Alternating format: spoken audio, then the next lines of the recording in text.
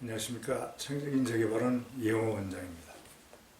요즘 자녀교육에 열심히 젊은 부모들 사이에서도 아이들이 공부를 안 한다, 공부 성적이 안 좋다 해서 스트레스를 받아가면서 아이들하고 갈등하는 경우가 자주 보여요. 그런데 이 부모들이 강조하는 이 학교 공부라는 것이 아이들이 향후 사회에 나가서 자신들의 그 자산이 되는 창의적인 역량 개발이나 행복한 삶하고는 별로 관계가 없다는 것이 문제입니다. 부모들의 욕심대로 아이들이 공부를 위한 공부를 열심히 할 경우 사회에 나가서 시간이 흐르면 흐를수록 경쟁력이 떨어진다는 것이 더 심각한 문제예요. 우리 각 사회의 공부 패러다임을 한번 보시면 이해가 갈 겁니다. 북한 사회에서 우등생은 누굽니까? 자기가 가지고 태어난 그 재능을 마음껏 발휘하는 그런 사람들이 아니고 그들 김일성 사상을 열심히 공부하고 김씨 일가를 그렇게 떠받치는 그런 사람들이 그 사회의 우등생이에요. 그들이 사회 지도층이 되고 민초들을 짓밟아가면서 호화롭게 편안한 삶을 살아갈는지 모르겠지만 그것이 얼마나 인간적으로 행복한 삶인가는 우리가 한번 생각해 봐야 되지 않겠어요? 우리 사회는 어떨까요? 우리 사회는 디지털화되고 글로벌화돼서 선진사회처럼 시대가 요구하는 창의적인 역량을 개발해주고 인간답게 사는 부분을 고민하는 그런 교육 훈련을 하면 돼요. 근데 기성세대들이 과거 지식 공부를 했던 그 패러다임에서 벗어나지 못해가지고 아직도 아이들을 지식 공부로 그냥 몰아대고 있어요. 그러니 이렇게 공부하고 나온 아이들이 사회에서 자기가 진짜 좋아하는 직무를 찾아서 할 수 있는 그런 일자리 하나 찾기가 쉽지 않은 거예요. 이들이 어떻게 수백 대 1의 경쟁을 뚫고 들어간 조직이라도 그 조직에서는 인재가 없다고 그래요. 조직은 창의적인 인재를 요구를 하는데 아이들은 주렁주렁 스펙은 많이 달고 있는데 정작 중요한 창의적인 역량이 부족해서 인재감으로 인정을 못 받는 거예요. 즉 가정이나 학교에서 지식형 인재로 계속 키워왔기 때문에 그렇습니다.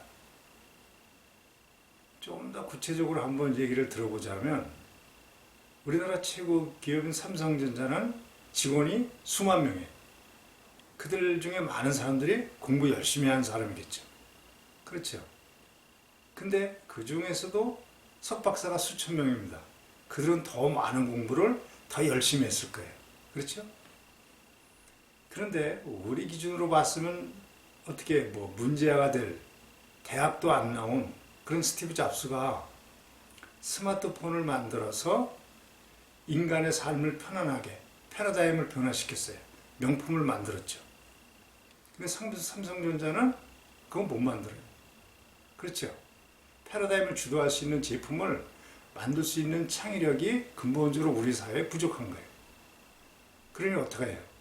그 애플사에서 만든 스마트폰을 모방해서 이리저리 응용을 해서 그 제품을 만들어 팔고 있는 거예요. 여러분들은 자녀들이 어떤 삶을 가기를 원하십니까?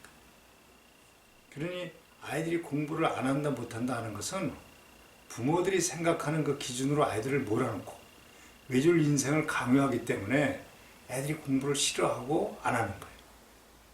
아이들한테 자신들이 왜 공부를 해야 되고 어떤 공부를 해야 되고 자기네 행복한 삶을 위해서 무엇을 해야 되는지를 생각을 열어주면 그 아이들은 부모들이 생각했던 것보다 더 많은 공부를 더 잘하는 모습을 볼 수 있어요. 제가 얘기한 창의적 역량개발 코칭을 항상 염두에 두시고 아이들의 생각을 열어주고 아이들이 자꾸만 사고를 통해서 자기의 생각을 실현해 나가는 그런 삶을 통해서 시대가 요구하는 역량을 개발하도록 그 공부의 길을 열어주시면 돼요. 그럼 자신들이 좋아하는 그 공부를 진짜 열심히 잘할 겁니다.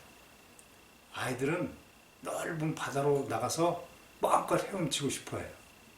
수조 안에 가둬가지고 아이들을 길들이려고 하지 마세요.